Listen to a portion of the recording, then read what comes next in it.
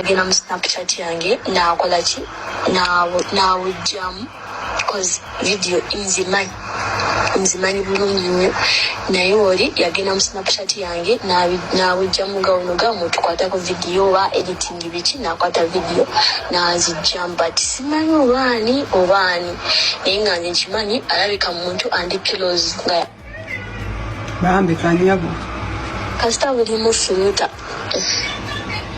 Finally, Sandra Nax akonfaminze nti ddala kituufu obutambi bwe. Ffe kasita omuntu avaayo n'akonfaminga nafanga omugambo tugutambuza.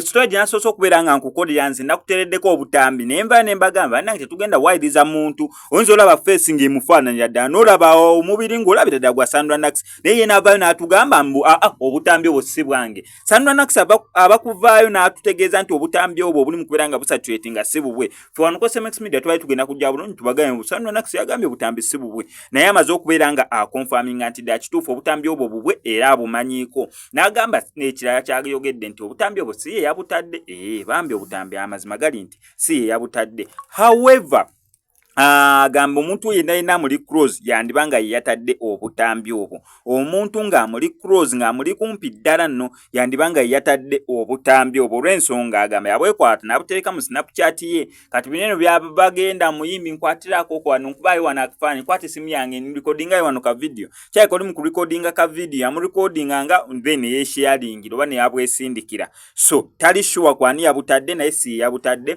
naye ng'ekyasobodde okubeera nga akola kwe confirm nti ddala kituufu obutambi bubwe era abumanyiiko. Ffe wano ku SMX Media tugenda bisiga tukuleeta batugambye mbu obutambi bungi gwe kyoba okola subscribinga nyiga notification bell ye ebisigadde obitulekera obutambi bwonna tugenda bukuleetera paka bwonna bwe buggwaayo.